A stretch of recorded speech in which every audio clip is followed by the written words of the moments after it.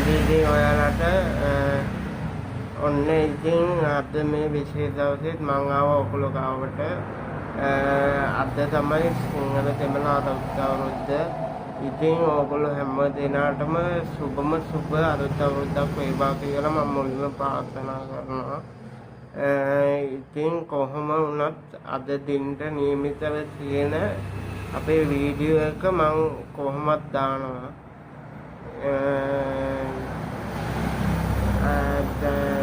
මෙතන ඉඳන් ඔයගොල්ලන්ට අපේ වීඩියෝ එක බලන්න පුළුවන්. හරි. ඉතින් අද අපි කතා කරන්නේ මොකක් ගැනද? ඔයගොල්ලන්ට thumbnail එකෙන් පේන්න ඇති අද අපි කතා කරන්නේ variable ගැන. මොකක්ද මේ variable එක කියන්නේ? variable එක කියන්නේ ICT කරන ළමයි දන්නවා ඇති. ICT කරන ළමයිට උගන්වනවා variable කියන්නේ මොකක්ද? variable එක කියන්නේ යම්කිසි පරිගණකයක යම්කිසි වැඩසටහනක් අතරතුර ඒ වැඩසටහනේ තියෙන දත්තයක් අපිට తాවකාලිකව ගබඩා කරන්න ඕන තැනක අන්න ඒකට තමයි අපි කියන්නේ variable එක කියන්නේ. අපිට ඒ වැඩසටහනේ තියෙන දත්තේ ෆෝල්ඩර් එකකට දාන්න පුළුවන්. හරිද? ෆෝල්ඩර් එකකට දාන්න පුළුවන්. එතකොට ඒක variable එකක්. උදාහරණයක් විදිහට අපි මේ හිතුවොත් x සමානයි 75 කියලා හිතමු.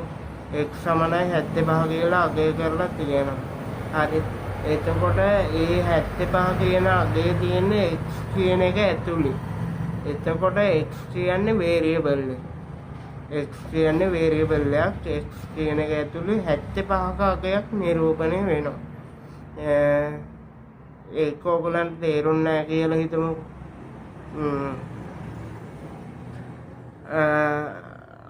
අපිට තියෙන දත්ත ටිකක් තියෙනවා. අපිට ඒ දත්ත ටික අපි කියන්නේ අපි කාණ්ඩ වලට වෙන් කරන්න ඕනේ. අපි ඔය පොඩි කාලේ කරා නේද කුලක කියලා. අන්න ඒකම තමයි මේකේ තියෙන්නේ. ඒකෙම පොඩි වෙනස්කම් ටිකක් එක්ක තමයි මේක තියෙන්නේ. කුලකත් එක්කම මේක යනවා. ඔයගොල්ලෝ මේක ස්ටඩි කරොත් හොඳට ඔයගොල්ලන්ට තේරුම් ගන්න පුළුවන් වෙයි මොකද්ද variable එකක් කියන්නේ කියලා. ඉතින් මම